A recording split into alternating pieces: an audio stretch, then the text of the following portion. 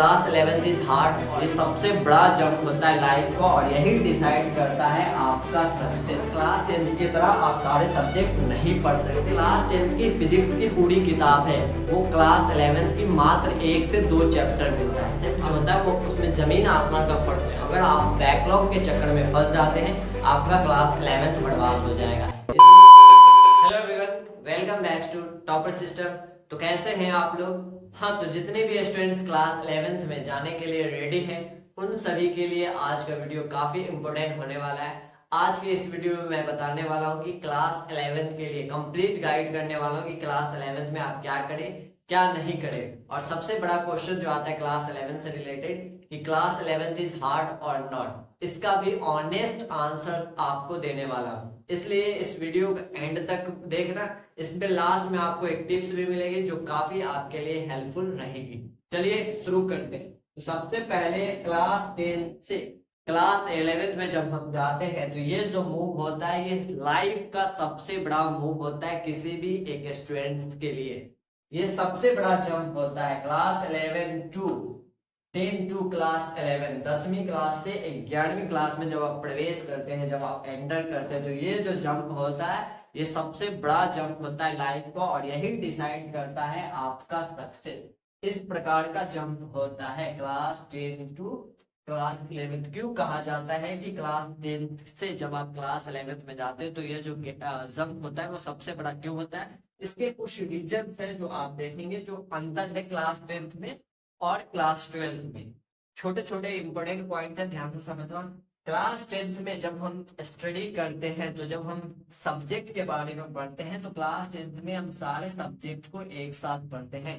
चाहे हम साइंस की बात करें, फिजिक्स, केमिस्ट्री, बायोलॉजी, चाहे हम मैथमेटिक्स की बात करें, चाहे हम सोशल साइंस की बात करें, उसके अंदर geography, history, economics, political science, सारा कुछ हम क्लास 10th में पढ़ते हैं। लेकिन जब हम क्लास 12th में जाते हैं तो यह जो सब्जेक्ट होता है वो डिपेंड करता है हम कौन से स्ट्रीम सेलेक्ट करते हैं। क्लास 11th में स्ट्रीम आ जाता है, हमें स्ट्रीम सेलेक्ट करना होता है जो कि 3 स्ट्रीम होते हैं, साइंस, कॉमर्स और ह्यूमैनिटीज, जिसको आर्ट्स भी कहा जाता है।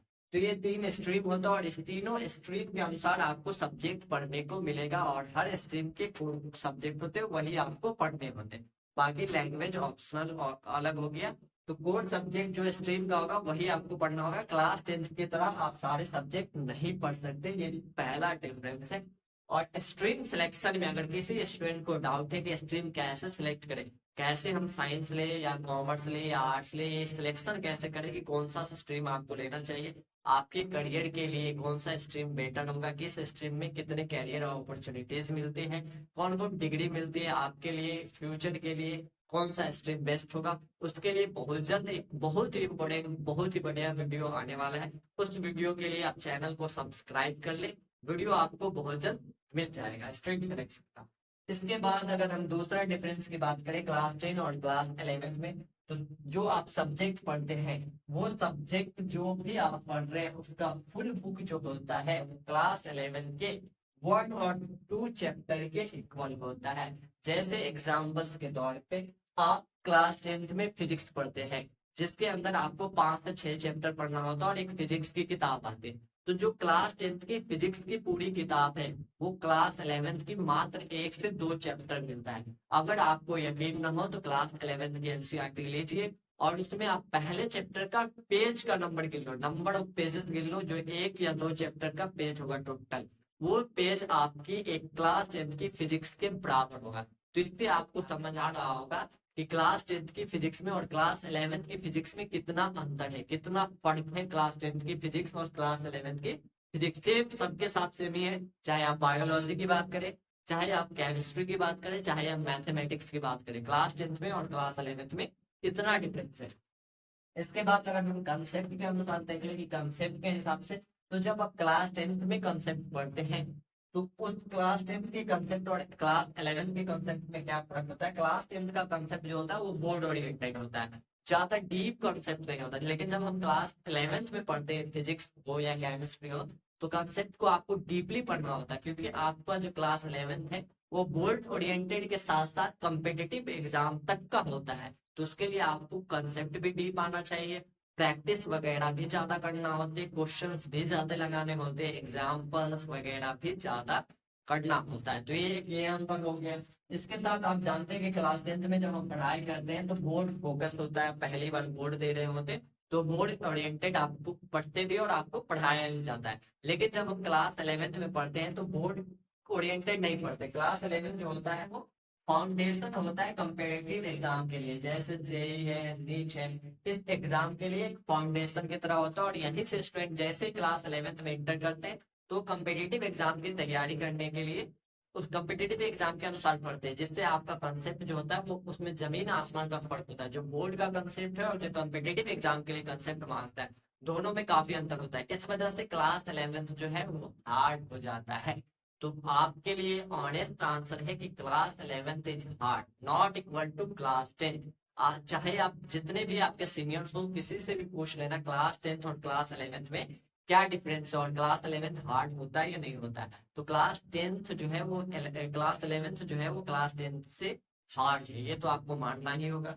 इसके बाद अगर हम बात करें कि सर क्लास 10th में करें क्या, अगर इतना ही हार्ड है तो करें क्या, क्या पढ़ाई नहीं करें, क्या करना है वो आपको समझना है। तो क्लास 11th जब आप शुरू करें तो उसमें आपको क्या क्या बात ध्यान देने की जरूरत है। सबसे पहले आपको रेगुलर क्लास करनी है, चाहे आप ऑनलाइन क्लास करो, किसी भी कोर्स से आप क्लास कर रहे हैं, किसी भी इंस्टीट्यूशन से आप पढ़ाई कर रहे हो, ऑनलाइन कोर्सेज से तैयारी कर रहे हैं, लेकिन आपको क्लास जो करना है वो रेगुलर करना है। चाहे अगर आप ऑफलाइन क्लासेस करते हैं ऑफलाइन तो भी आपको रेगुलरिटी मेंटेन करना है, आपको क्लास रेगुलर करना है, गैप कभी भी नहीं करना है।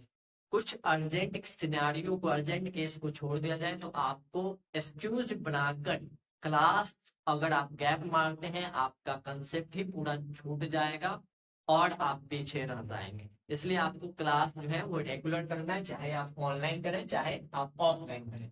दूसरी बात, जब आप क्लास करेंगे तो साथ में ही नोट्स बनाएंगे। यहीं पे बहुत सारे स्टूडेंट गलती करते हैं, क्लास तो आप लेक्चर देख लेते हैं, लेक्चर देखने से कभी भी कुछ नहीं होता है। लेक्चर देखने के बाद आपको नोट्स एट द टाइम करना है। लेक्चर आप देख लीजिए, सबसे बेटर तरीका तो ये है कि लेक्चर के साथ साथ आप नोट्स करो। अगर आप साथ साथ नहीं कर पाते तो लेक्चर के बाद आप नोट्स को जरूर कर लें, नोट्स में टाइम ना लगाएं और नोट्स आपको बनाते चलना है, बढ़िया तरीका से नोट्स बनाते जाना है। इसके साथ आपको तीसरा स्टेप पे क्या करना है, नोट्स अगर आप बना लिए तो उसके बाद आपको डीपीपी सॉल्व करनी है। डीपीपी क्या होता है, डेली प्रैक्टिस प्रॉब्लम।